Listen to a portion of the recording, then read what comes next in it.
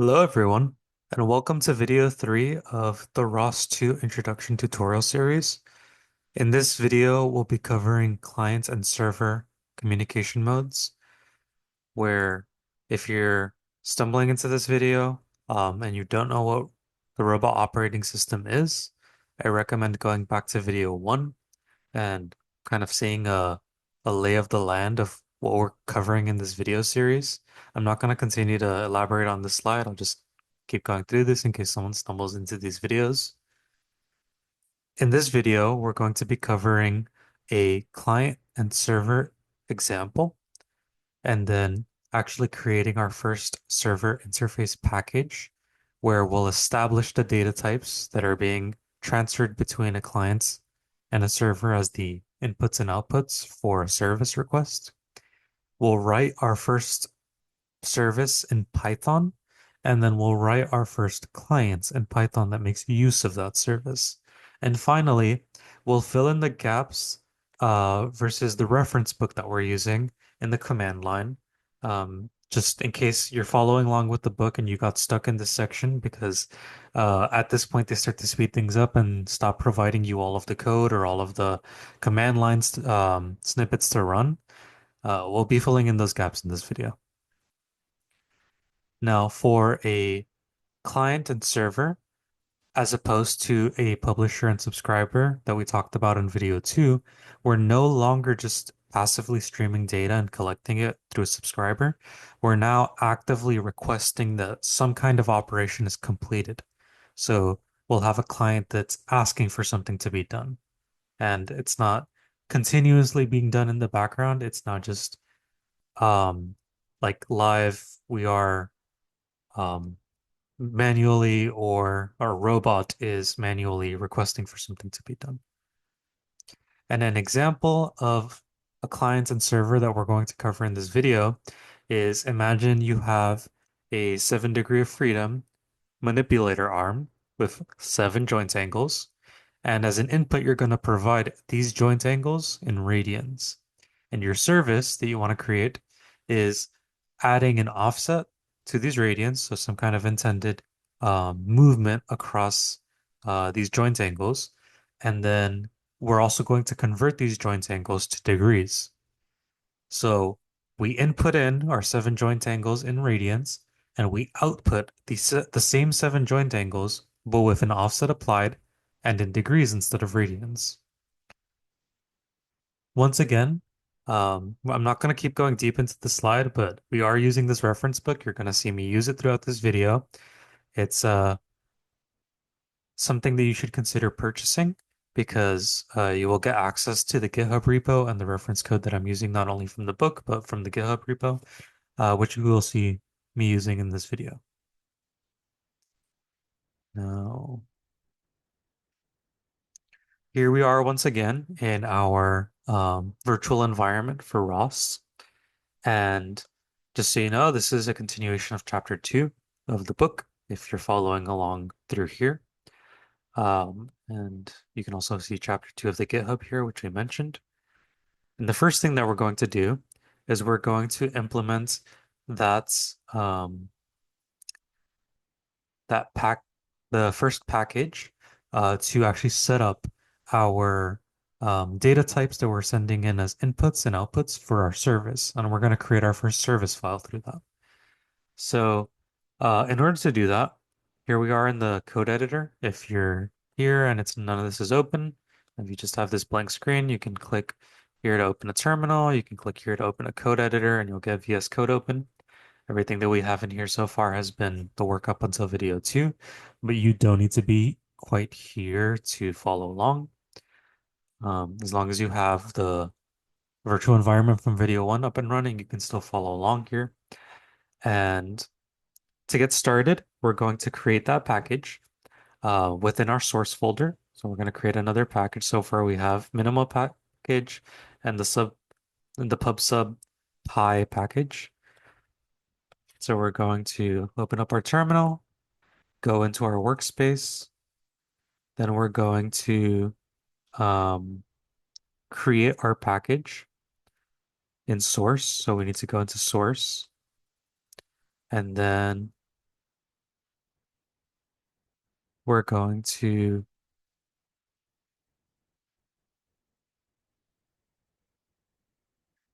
I was a little behind. Here we go. And then we're going to create this ROS2 package. This line is provided in the book. This, here, let me highlight it in the notes file I have open.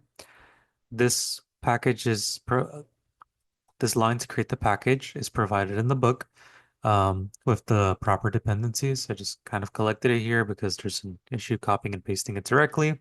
If you happen to just see this in the book here, copy and paste it to create your package and you get some kind of error. It's probably because of the spacing in this copy and paste action where an enter is included just right after dependencies. So you missed your actual dependencies after. So just copy that into some other file and then remove that space, remove that um, indentation. So then now we've created the package. You can see here your service package. And we're going to include in here, we're going to include some additional files. So first we need to create a directory to host our different services. This wouldn't just be for the one we're creating in the video, but any other services we could generally have a service package to host service files that tell us which data types we're using in our client servers. And to do that, we're going to create, um, we're going to go into our package and then we're going to make a directory. So make a folder inside of that package, um, labeled service or SRV. And then within that, we're going to create, so first we need to go into SRV.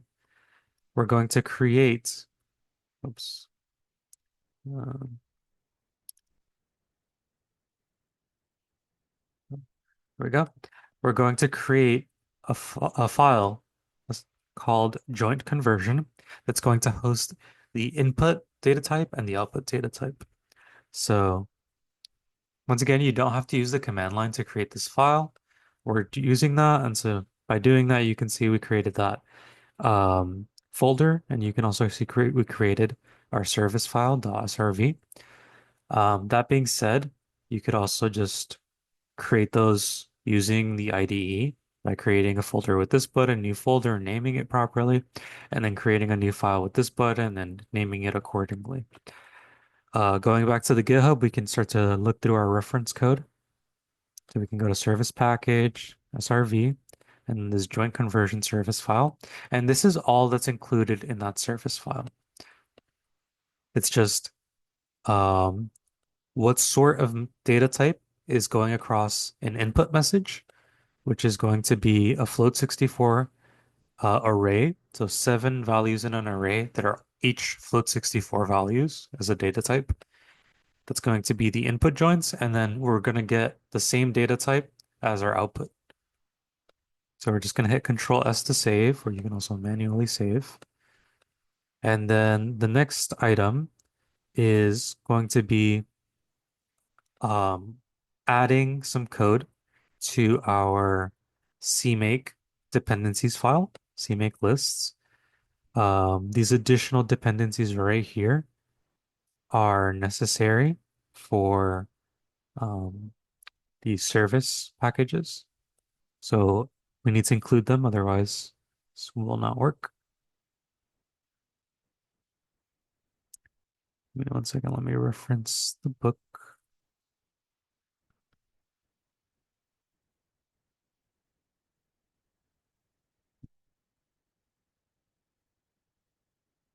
Here we go.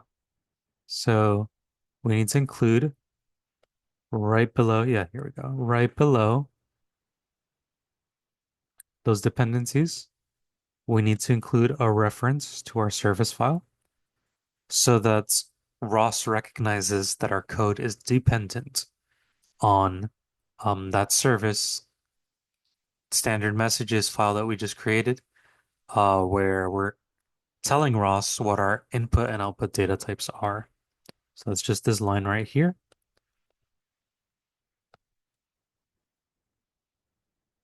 an interface referencing that file we just created. So we can save this. And then the last thing is going to be in our package XML file right here. We need to add a few additional lines.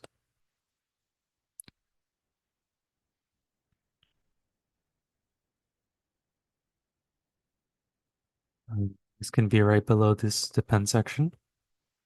Just want to make sure our spacing is correct. Whoops. There we go. And by saving this, we should be good to build this package. So that's going to be just going back into our terminal. Um, we need to get out of this entire folder structure and go back to our, we can start by going back to our root database to save some time. And then we can go back into our ROS2 workspace. From there, we're going to run our standard colon build. And now we'll see that instead of the regular two packages from before, we have our third package as well. So we're building that package up, and then we're going to run our standard source install setup.bash so that this new package can be used because we're initializing the environmental variables for included in that package. And finally, we can run this command and we'll see that after all our input data and output data is that float64 um, 7 index array. So now that we have that service package with our input and output values, we can create another package that references our service package and that particular file within that service package. So the joint conversions file. And we can actually implement in Python what is our service going to be and create a client that makes use of that service. So in order to do that, the next thing we need to do is go into our source folder to create another package. So we're already in the workspace, so we're just going to go into our source folder.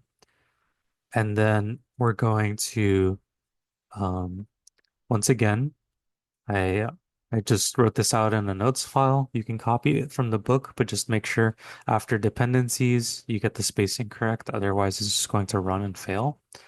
But we're going to create a package called service clients underscore py for Python because our files inside of this are going to be written in Python.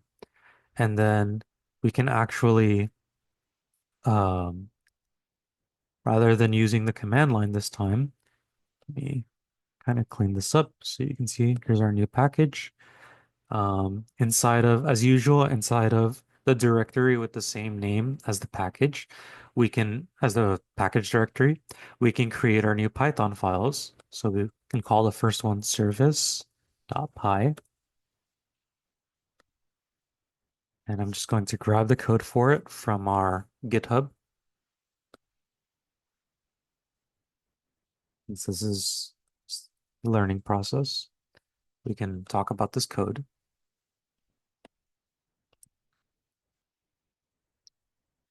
And I'm just gonna space out some of these comments. Okay, there we go. And so what we're doing here, we're importing our usual RCLPy API for the backend of translating Python and ROS to the code running on the backend. Um, we're importing our regular node that we're using as a superclass for a lot of the classes that we built in Py. So a lot of this is the same as video 2. However, we're also, this is an interesting line here.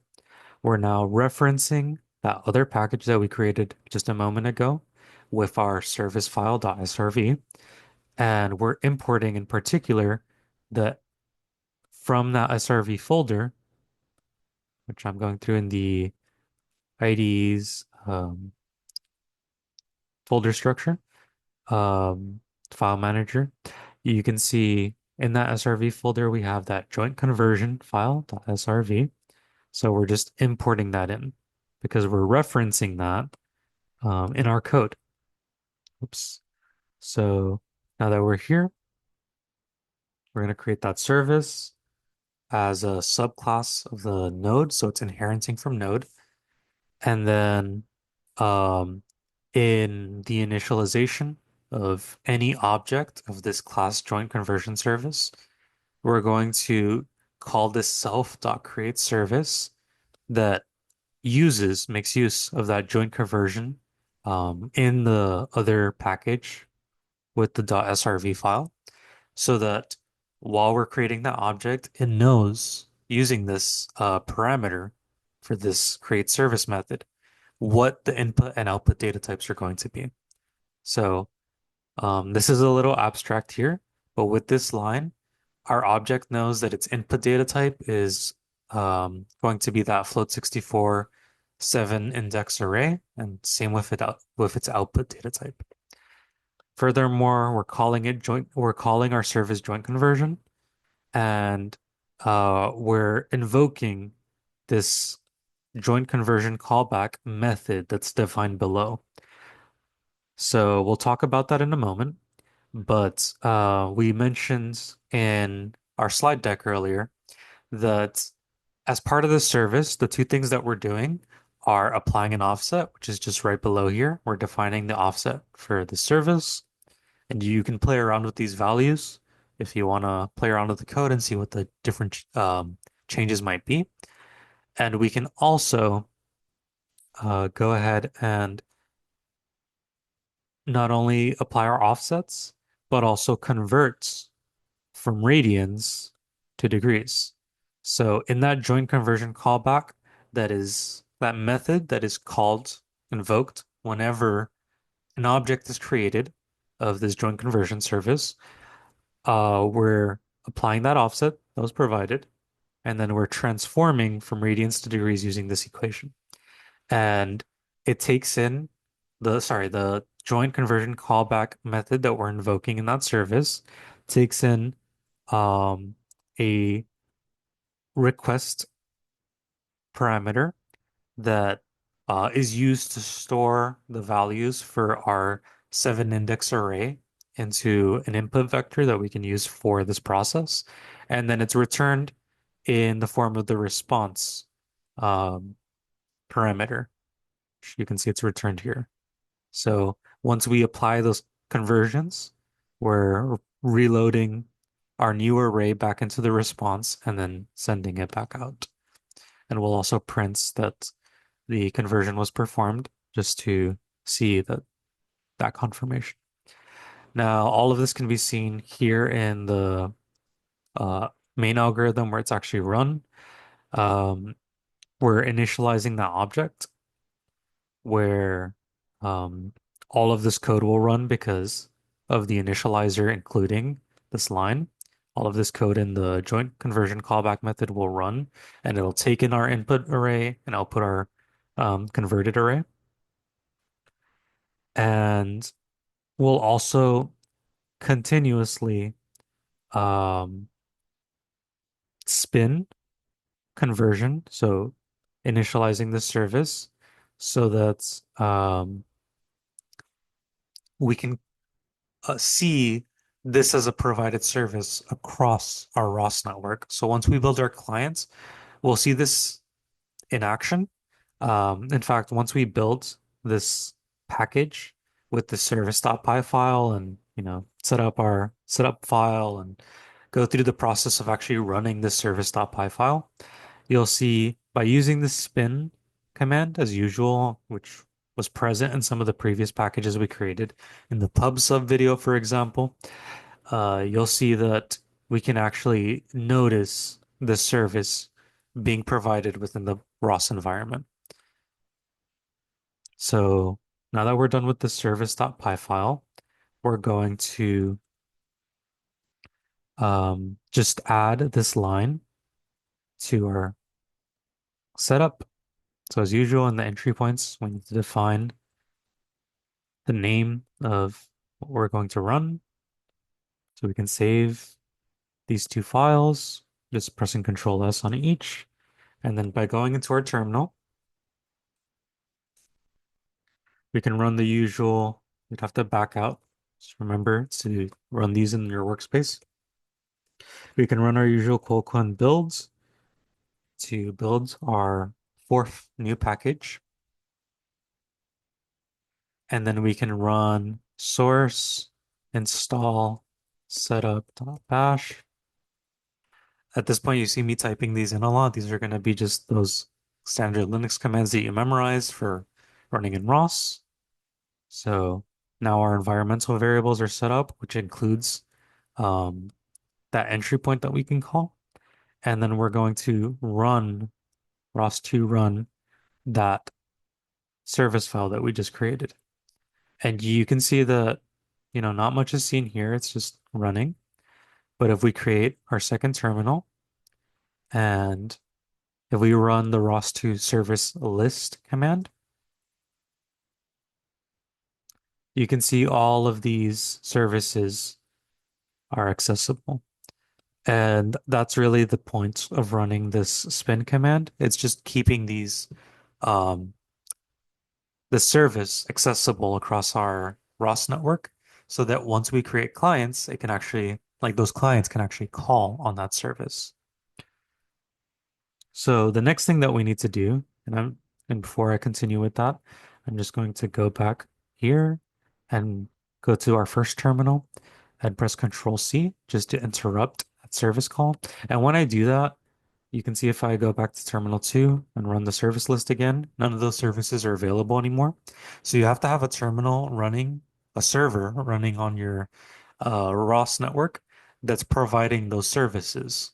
And that's really what's happening here by running that um, service command. We created a server that provides this as a service. Now we're going to actually create a client.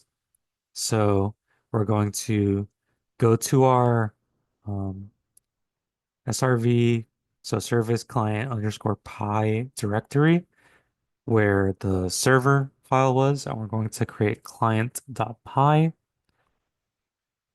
Once again, I'm just going to reference quickly the GitHub and we'll talk about the code.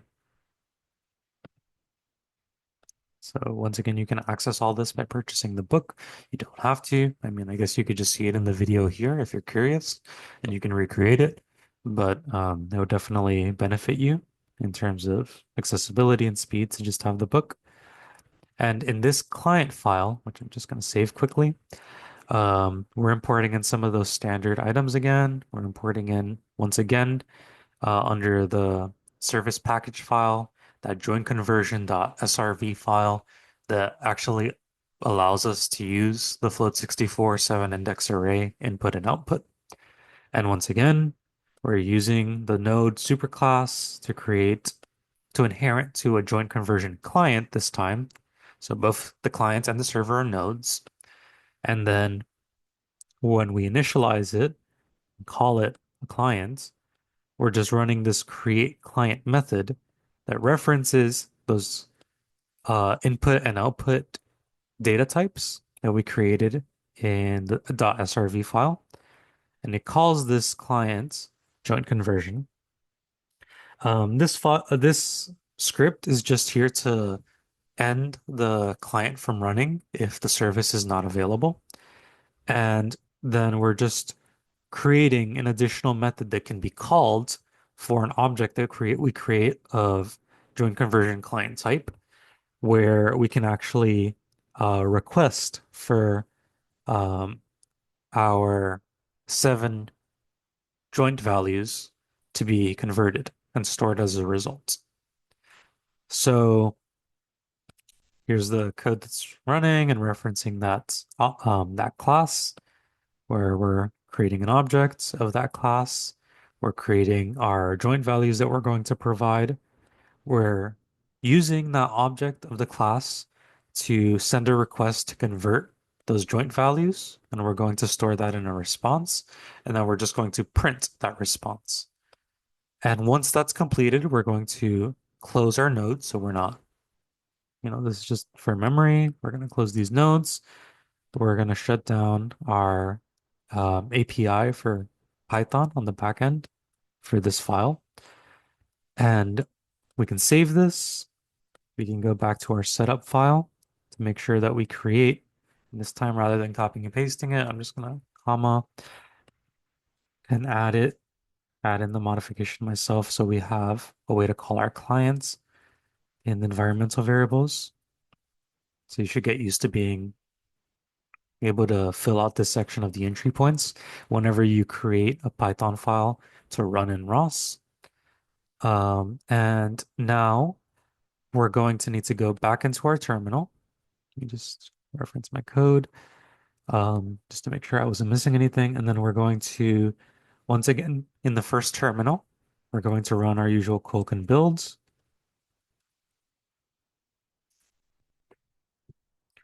And then we're going to see that the four packages finished. We're going to run source install setup.bash as usual. We're going to run the service. I just pressed the up arrow several times since we've already previously run that file. So now when we run the service list again, we can see it here. Now, in order to run the client on this terminal, we're going to need to enter the workspace again. So ROS2 workspace. We're going to run, we don't need to run Colcan build because we've already built our packages. We just need to set up our environmental variables on this this other second terminal. So that's going to be uh, source install setup.bash on this second terminal.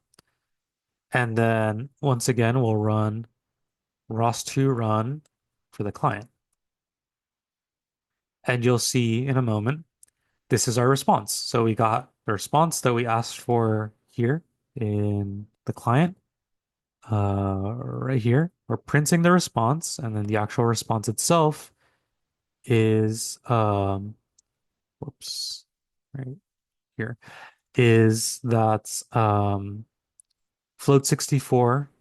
So you highlight it here. It's an array of 7 values, all of type float 64, which you can see standard messages type float 64, and then the data itself housed in each index. And you can see that we started with these radian values.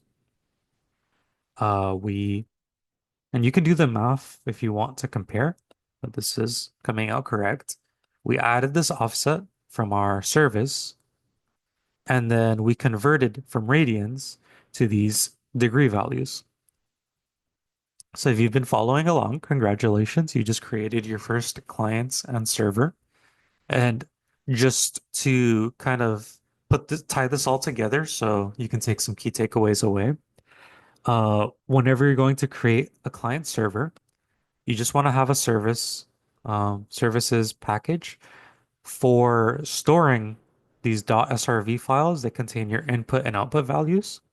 And you don't need to create one for every single client server package that you create. You just can have one services package that in this SRV directory, you can store multiple .srv files, each with the input and output files for your different services that you will use. And then you can create a second package to host your server, which will run on one terminal, and you'll have a server file for that called service, or you can call it whatever you want for your own exercises. And then you can also create a client file that references and calls that service. Now, for both of these files, they're both nodes, so both the client and server are nodes. They're both going to be referencing that .srv file that you created for your data types. And you need to be actively running the server in order to request the service from it. So going back to our PowerPoint slides, you have your service and your client is requesting the service from the server, and then it gets a response. You can see the node architecture here. So congratulations for getting this far. In the next video, we're going to be talking about creating an action package to tie this all together and create some kind of goal-oriented structure for our robots to start to do some more autonomous type robotics behavior. Um, but thank you for watching the video up until now, and I hope to see you in the next one. Take care.